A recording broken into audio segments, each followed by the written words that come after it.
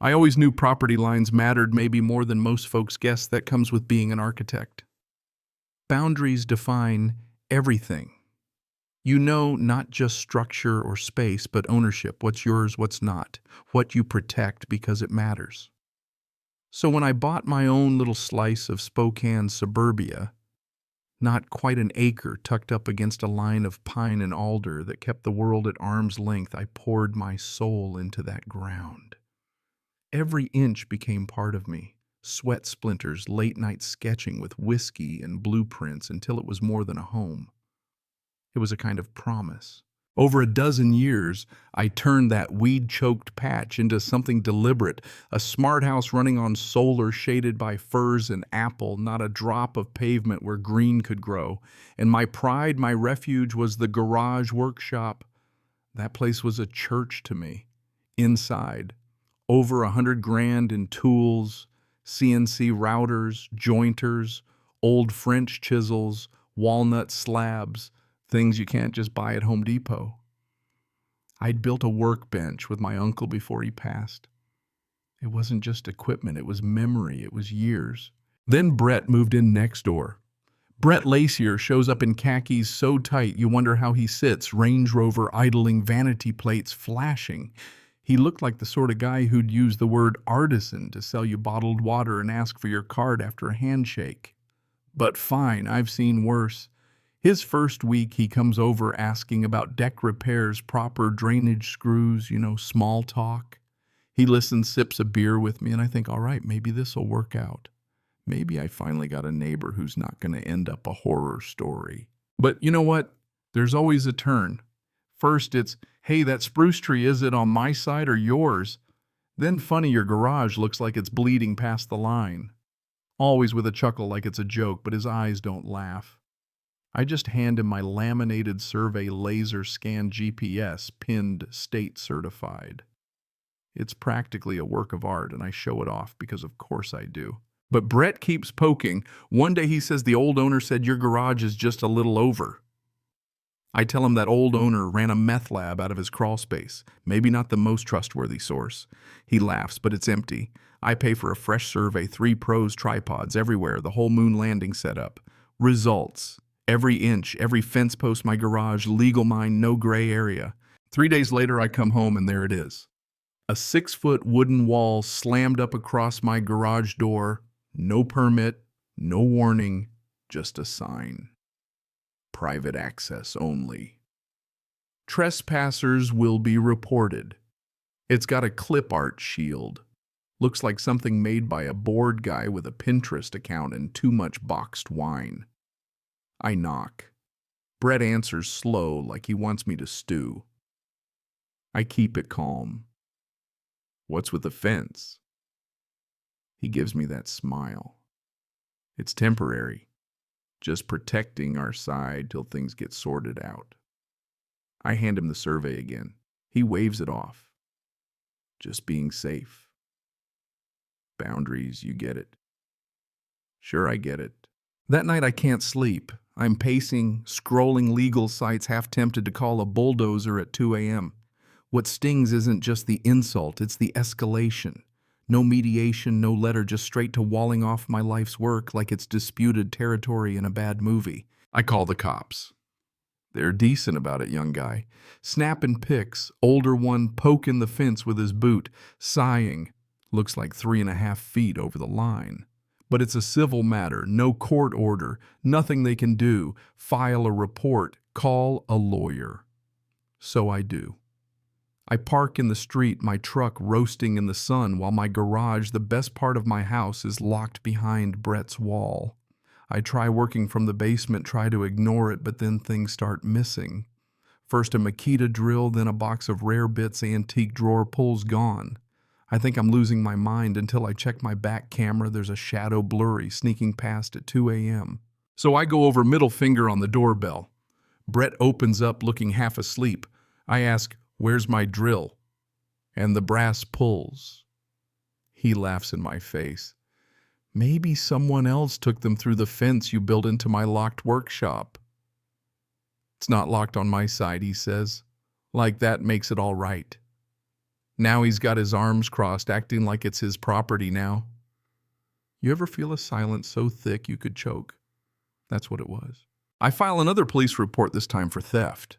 Cops take it seriously, but without footage of Brett hauling my stuff, they can't do much. So I start documenting photos, timestamps, receipts, logs. I hide a second camera in the rafters, motion triggered. My lawyer, Nathan, he loves this, says I've already got grounds for an injunction. But for me, it's personal now. Brett's turned my life into a siege. Then things get weirder. Flyers start showing up. Is a garage creeping into your space with a grainy photo red arrow, illegal structure safety hazard. It's almost funny. I draft a letter to the zoning board. If Brett wants a war, I'll show him what hell looks like. Soon enough, I get a letter thick as a novel from some law office. It's official looking, full of legalese, demand for removal of encroaching structure. Brett's offering me $1,000 for my land or tear down the garage myself. The maps inside, just digital mashups, not even close to real, no stamp, no signature coordinates don't match. It's a bluff. I call Nathan. He's grinning. I've seen this before. He's an amateur. We file for an immediate inspection order, a new survey with drone mapping, and I bring in a retired detective I know sets up motion cams on the fence line. Digging through public records, I find Brett pulled the same stunt in Oregon, faked a fence, forged a claim, got caught, case thrown out. Then more goes missing, calipers, vice, storage bins. This time the camera gets him in broad daylight, key in hand, unlocking my gate, stuffing a duffel into his SUV. I've had it.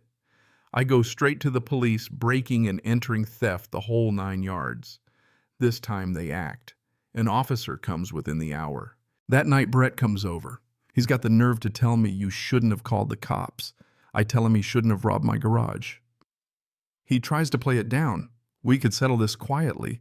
I tell him it's crystal clear now, and he's about to find out what escalation really means. That same night, Nathan files for an emergency injunction. Next morning, the city accepts my complaint. Police are investigating. There's talk of criminal misrepresentation.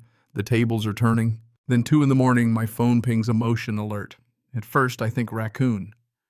But the camera shows 2 figures, one climbing onto my workshop roof, the other standing lookout.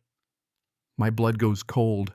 I grab my shotgun boots, flannel pajama pants. No heroics, just tired of being a victim. I slip out, hit the floodlight. One guy bolts, the other freezes. Brett's nephew caught with burglary tools and a key to my gate. Police come cuff him. He confesses fast. Says Uncle Brett gave him the key, told him to see what's in there. That's it. Criminal conspiracy burglary case blown open. By sunrise, my workshop's a taped-off crime scene. That afternoon, we're in front of a judge. Nathan pushes through an emergency hearing. We get a restraining order. Brett and his cronies, banned within 50 feet of my property fence, comes down by court order. Brett's lawyer tries to argue, but the judge is having none of it.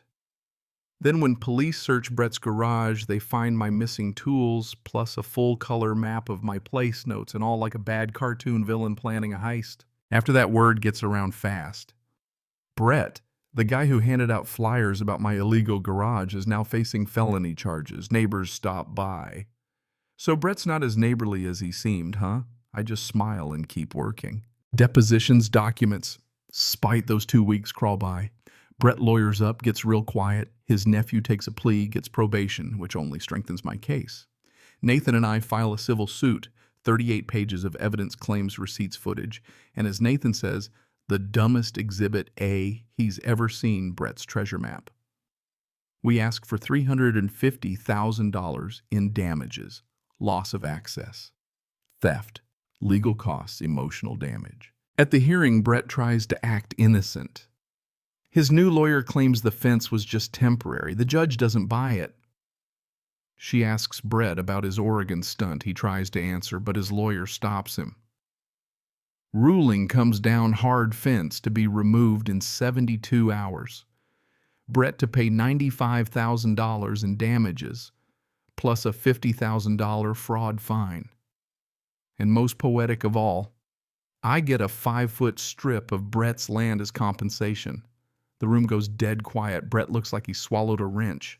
A week later, the fence comes down, city inspector cop watching contractors hauling it away one panel after another. I watch from my deck, coffee in hand, cat purring in my lap, the garage door open again. I upgrade the locks, reinforce the door, add lights and strobes. Now it's a fortress. That's how you defend a boundary. Then comes a letter from the neighborhood board, basically an HOA, though I never joined. Due to recent events, Mr. Brett Lacier is an undesirable presence, not enforceable but poetic. Brett moves out in a month, no goodbyes, just boxes and a Range Rover idling while the movers work. I take down my old survey, don't need it on the fridge anymore. Instead, I mount a new sign above the garage door in brushed steel, respect the boundary or lose your ground. Neighbors read it twice. That winter, I started teaching woodworking again. Birdhouses, benches, neighbors and teens learning tools, rebuilding what was taken. Denise from across the street brings cookies and laughs. Can't believe he thought he could steal your land. I shrug. Some folks don't understand structure until it breaks under them. She says I should put that on the sign. I don't. One warning's enough. So here's my question for you when it comes to justice and boundaries. What's the line for you? Where do you draw it? Drop a comment, share your story. I bet I'm not the only one who's had to fight for what's theirs.